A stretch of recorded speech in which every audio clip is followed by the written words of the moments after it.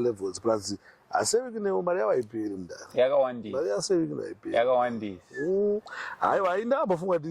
no mai manje ndingo azvisiya nazvo maybe wada ngo appreciate wakabatsira mukuru kukambera but ndikuona kuti mari chaipere zvokuti nyango tokona ngatoriwo palist zvangoda nyasha wangowanirwa nyasha dzako chete naMwari wakutongo unoona ngosangana nevachena zvakatoita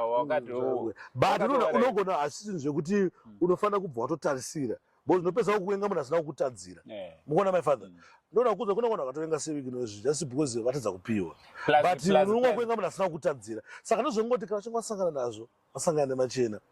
wotorwa machena wopreza Mwari anogona medza cho unozwa kuti vamwe vanogona vakatomuvenga zvakanyanya nenyaya yekutoti anotozototi inini sofaka handina zvandiri kuita kuti ndipiwe kuti ndionekwewo kuti ndizosvika pakupuwa plus ukuona chinhu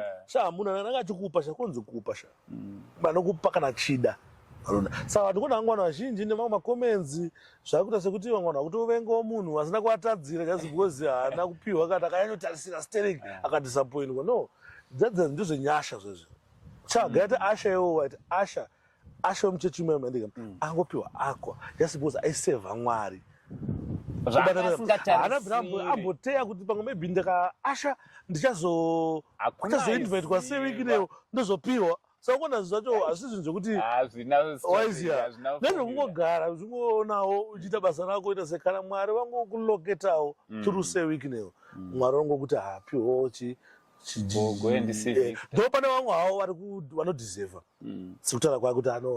deserve because wakaita so like ana towers kuti vanongoita zvimwe zvavanonga vachizoitawo kuti vazokwanisa kupiwawo but noti kuti vanofanira kupiwa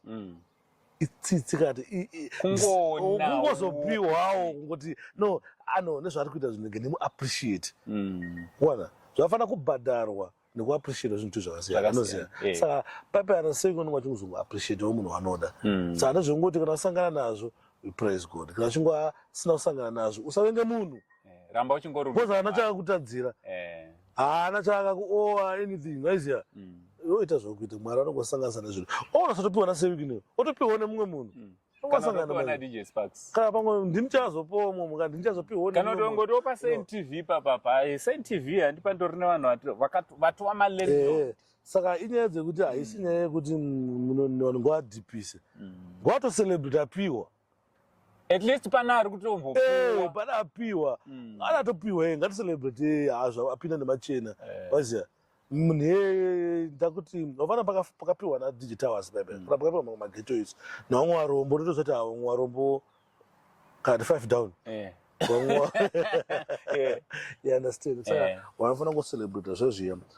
then tichitenda Mwari zvinhu zvichitoenda mberi nekugutsikana zvatinazvo pamatofanira kugutsikana zvatinazvo zvatinazvo it's okay but obviously munhu safanira kugeta unoangwana achiti pastor ningo isafanira kutora mana ngarambe gift. It's a gift. Iwe. Kufanira kutora masina. Anenge akupa nemwoyo wake wese. Pamwe anokupa chinhu asingafari chinhu chekana